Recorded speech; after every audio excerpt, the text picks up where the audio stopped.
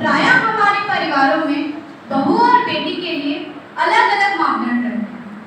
यह नाटक बखूबी रेखांकित करता है। इस नाटक का पात्र परिचय। कमला, जो इस नाटक में बहू है, जिसका किरदार निभा रही है पूर्णिमा। प्रमोद, जो कमला का भाई है, जिसका किरदार निभा रही है प्रीति। राजेश्वरी, जो कमला की सास है, जिसका किरदार निभा रही है प्रिया। जीवनलाल, जो कमला के ससुर हैं, जिसका किरदार मैं निभा रही हूं।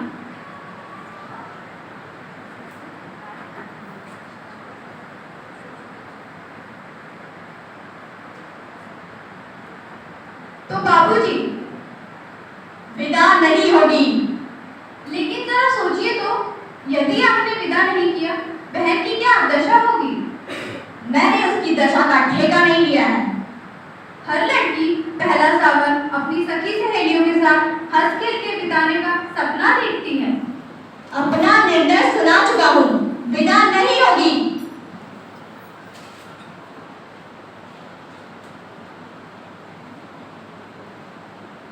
यदि मैं कमला को लिए बिना ही गया, तो माँ का हृदय टूट जाएगा। अगर माँ बहन का इतना ही ख्याल था, तो दहेज पूरा क्यों नहीं दिया? अपनी सामर्थ्य के अनुसार जितना हो सका हमने दे दिया। फिर भी अगर तो बराबरी का कर देते। झोपड़ी में रखकर महल से नाता क्यों छोड़ा? दहेज देना तो दूर, बारात की खातिर भी ठीक से नहीं की गई। भरी बिरादरी में जो हंसी हुई, उस करारी चोट का घाव आज भी हरा है। जाओ, क्या जना अपनी माँ से कि अगर बेटी विदा कराना चाहती है, तो पहले उस घाव का मरहम भेजे। जी, हम माँ गौने के समय आपकी पूरी मांग को चेष्टा करेंगे पूरे करने का। ये बाल धूप में सफेद नहीं हुए प्रमोद, और तुम कल के छोकरे मुझे बेवकूफ बनाना चाहते हो? ये आप क्या कह रहे हैं? विदा तभी होगी जब 5 लाख नगद इस हाथ पर रख दोगे। उस भोली भाली लड़की ने भला आपका क्या बिगाड़ा है, जो बिना ना करके आप उससे बदला ले रहे हैं? अगर रमेश बाबू होते? वो मेरा बेटा है। तुम्हारी तरफ बड़ों के मुंह लगने की बदतमीजी करने वाला कोई हमारा छोकरा नहीं। बाबूजी, बेटी वाले समझकर आप मेरा अपमान कर रहे हैं, किंतु यह ना भूलिए आप भी बेटी वाले हैं। हाँ, हम भी बेटी वाले हैं।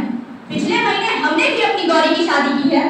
हमने इतना दहेज दिया कि देखने वालों ने अपने दांतों तले उंगली दबा ली। और तुम मेरी बराबरी करोगे? रमेश गया है गौरी को विदा कराने, कुछ देर में उसे लेकर आता ही होगा। मेरी बेटी पहला सावन यहाँ बिताएगी, और तुम्हारी बहन के सपने कभी पूरे नहीं होंगे। जो हमारी बहन है, क्या वह आपकी कुछ नहीं लगती? बेटी बेटी है और बहू बहू।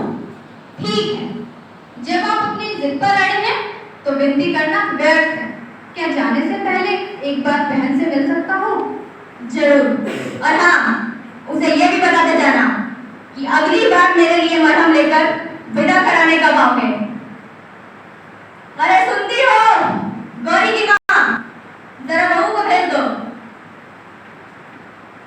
बैठ जाओ कमला, अच्छी तरह से तो हो। पागल ना बनो कमला, रो मत, मैं कहता हूँ रो मत। इन मोतियों का मूल समझने वाला यहाँ कोई नहीं है। भैया क्या? घबराओ मत, मैं जल्दी आऊंगा। उस बार विदा जरूर होगी, क्योंकि मैं चोट का मरहम लेकर आऊंगा। हाँ कमला, बाबूजी के हृदय में घाव हो गया है हमारे व्यवहार से। उस घाव की जिसकी कीमत है 5 लाख रुपए। कमला, मरहम का प्रबंध हो जाएगा। इस गिरे हाल में भी मकान 7-8 लाख में तो बिक ही जाएगा। मेरी विदा के लिए घर न बेचना भैया, आपको मेरी सुहाग की सौगात। ये क्या कह रही हो? क्या तुम नहीं चाहती घर में इस सावन सुख से बिताओ? किस लड़की की यह कामना नहीं होती भैया, लेकिन उस कामना की पूर्ति के लिए इतनी बड़ी कीमत चुकाना कहाँ तक ठीक है? और फिर बिमला का ब्याह। लेकिन तुम मेरी चिंता आप ना करें, सच विदा न होने से मुझे जरा भी दुख ना होगा। लेकिन आज नहीं तो कल रुपए तो देने पड़ेंगे। प्यार और स्नेह को बेचने वाले के बीच तुम कब तक रह सकोगी?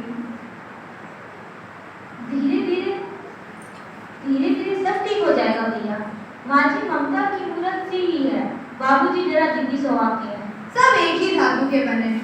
हो सकता है माँ जी सिर्फ ममता का दिखावा करती हो। तभी अंदर से राजेश्वरी कमरे में प्रवेश कर दी। क्या बात हो रही थी भाई बहनों में? कुछ नहीं, बस कुशल से पूछ रहा था। हाँ, विदा के लिए क्या कहा उन्होंने? समझ गई, अपनी जीत के आगे तो वो किसी की नहीं सुनते। क्या कहा उन्होंने?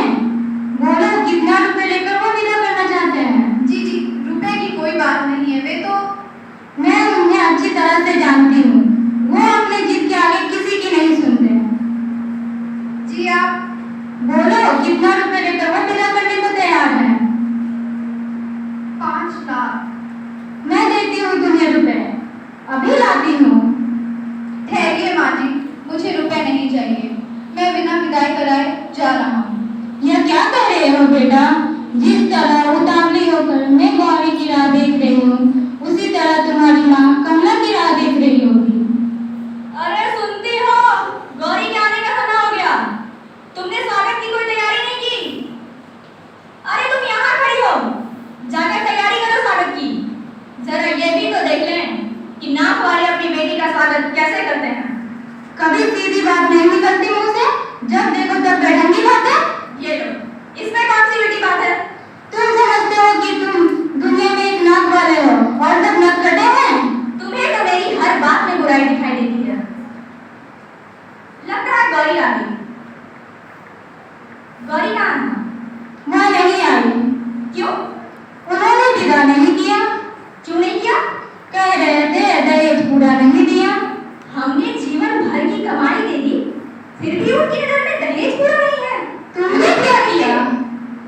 चुप रहो तुम। अब भी आंखें नहीं खुली?